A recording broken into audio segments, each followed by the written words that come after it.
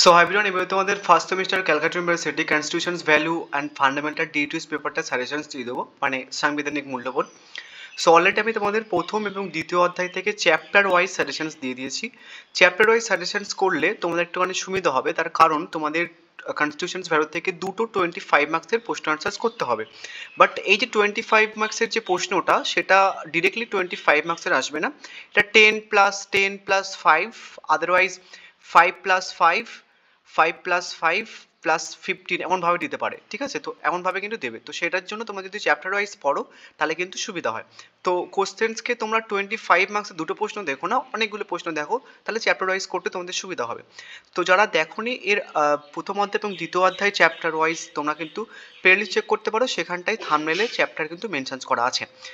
আজকে আমি তোমাদের তৃতীয় এবং চতুর্থ অধ্যায় থেকে সাজেশন দিয়ে দেবো। পরের ভিডিওতে আমি তোমাদের বাকি দুটো অধ্যায় থেকে সাজেশন দিয়ে দেবো।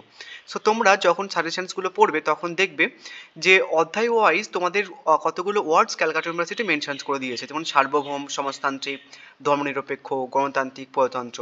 সো তোমরা দেখে নেবে যে বুকস তোমরা পড়ছো বা যে ম্যাটেরিয়ালস তোমরা পড়ছো, যে এই সমস্ত টপিক থেকে তোমাদের কাছে প্রশ্ন আছে কিনা। আদারওয়াইজ আমি কিন্তু এখানটা মেনশনস করে দিয়েছি। প্রথম প্রশ্ন, বর্তমান সময়ের প্রেক্ষিতে ভারতকে একটি ধর্মনিরপেক্ষ রাষ্ট্র বলে তোমার মনে হয়?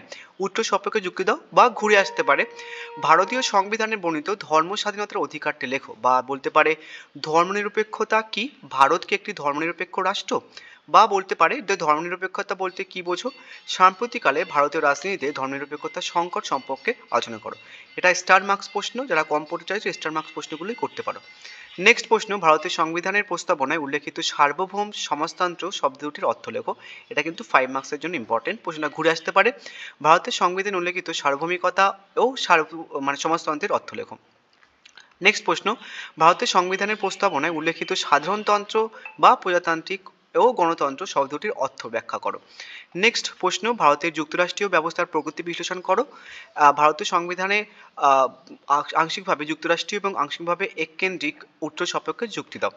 নেক্সট 5 নম্বরের প্রশ্ন হচ্ছে কি, তোমার ভারতের সংবিধানে উল্লেখিত ধর্মনিরপেক্ষতা, গণতন্ত্র, প্রজাতন্ত্র সম্পর্কে লেখো, বা প্রজাতন্ত্র বর্ণিত সমাজতন্ত্র এবং ধর্মনিরপেক্ষতার উপর সংক্ষিপ্ত টিকা লেখো। এই দুটো প্রশ্ন অলরেডি দেওয়া হয়ে গেছে, তাই আর ডাক নম্বর মেনশন করা হলো না। 3 নম্বর অধ্যায় থেকে 4টে প্রশ্ন দিয়েছি, এর বাইরে কোনো প্রশ্ন আসবে না। নেক্সট চতুর্থ অধ্যায়, এটা একদম ছোট্ট একটা অধ্যায়। কি আছে দেখো, মৌলিক কর্তব্য আছে, উত্থান, মূল্য এবং তাৎপর্য আছে। সো প্রথম প্রশ্ন রেখেছি ভারতের সংবিধানের মৌলিক কর্তব্যের প্রেক্ষাপট লেখো, বা বলতে পারে ভারতের সংবিধানে উল্লেখিত মৌলিক কর্তব্যগুলো আলোচনা করো, এর গুরুত্ব বা তাৎপর্য লেখো, বা প্রয়োজনীয়তা কিন্তু পড়ে নেবে। নেক্সট হচ্ছে কি, ভারত সরকার কর্তৃক কার্যকরণ স্মরণশীল কমিটির সুপারিশগুলি লেখো। নেক্সট প্রশ্ন, ভারতের মৌলিক কর্তব্যের তাৎপর্য আলোচনা করো। বা একটা এক্সট্রা প্রশ্ন রেখেছি, ভারতের শিক্ষার অধিকারকে কেন্দ্র করে মৌলিক অধিকার এবং মৌলিক কর্তব্যের পরিপূরক সম্পর্কে লেখাটা 10 মার্কস আসতে পারে। যারা কম পড়তে চাইছো স্টার মার্ক প্রশ্নগুলো পড়ে নেবে, তাহলে কিন্তু হয়ে যাবে। নেক্সট ভিডিওতে আমি তোমাদের 5 এবং 6 নম্বর অধ্যায় থেকে দিয়ে দেবো। এর আগের অধ্যায় যদি না দেখে থাকো তাহলে প্লেলিস্ট চেক করতে পারো, থাম্বনেলে চ্যাপ্টার মেনশনস করা আছে। So thank you.